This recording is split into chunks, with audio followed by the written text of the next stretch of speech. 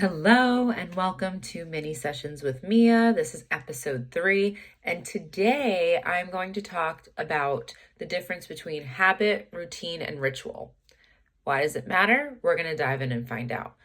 First, I'm going to start by giving you the definition of each because that's kind of the basis of what this talk is. I feel like a lot of us use it interchangeably, or we have different relationships with the terms or what they do or how we should use them. So let's look at it. So a habit is a settled or regular tendency or practice, especially one that is hard to give up. So think of it as a specific action or a thing that you do that it's hard to break. Now, again, this might work for us, might work against us, might be healthy, might be unhealthy, but a habit, think of as a specific action. We'll get to an example in a moment. Now, the next thing we're going to talk about is a routine. A routine is defined as a sequence of actions regularly followed, or a fixed program. Think of nighttime routine. So it's not just one action, it's a series of things that typically happen, right? Last but not least, ritual. Very similar to routine, but listen for the slight difference. It is a way of behaving or a series of actions people regularly carry out in a particular situation because of it's their custom to do so. So think of it as a more personalized component. And it's a fine line between a ritual and like a superstition. So we'll talk about that too. But so if we break it down very simply, you have a habit is a specific action. A routine is kind of a set of actions that just typically happens around something that you do. And a ritual is something you choose to do before or around a certain experience, right? So let's kind of break this down as if you were going into a game, as an example. Let's say a habit is chewing gum, right, while you warm up, or maybe it's to wear a certain pair of socks or to do something in the locker room. Like that's a specific thing, right, that you tend to do. Whereas a routine would be more of like you get dressed, you do your hair, you get your cleats on, you get out to the field, you warm up. That's a routine. That's almost an expectation that happens around game time, right?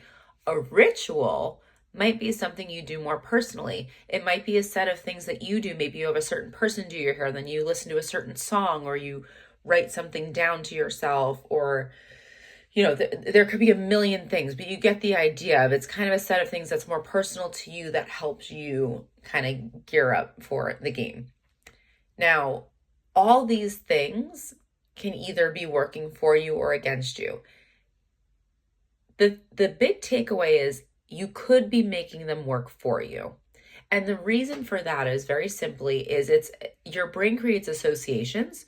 So when you do something that prefaces a certain experience or task or whatever, your brain says like, oh, I know what's coming next, right? You get in that routine or that habit, you do that habit or that ritual, especially routine and ritual definitely prepares you because they say it's typically about 6 different actions in sequence that kind of let your brain know, okay, this thing's happening next. And the reason you want that to work for you is because it helps orient you, helps ground you, helps you focus, and helps you get your mind and your body ready for whatever's happening next.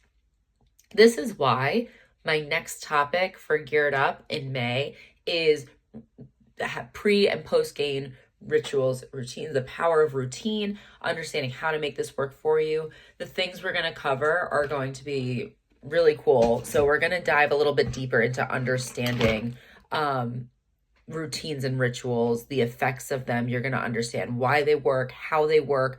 We're going to identify what's working for you, what might not be working for you, because sometimes we assume things are working for us and they might not be. We're going to separate like superstition from routine and ritual. So finding something that feels more supportive rather than feeling dependent on it, or that like unsettled feeling if you didn't wear the right pair of socks or you didn't do something a certain way. Like we don't want it to be very fear-based. So we're going to move it into a more of an authentic control rather than a misguided sense of control. And then we're also going to create space to identify and formulate maybe some new rituals and routines that you can practice to help you get queued up. So there you have it.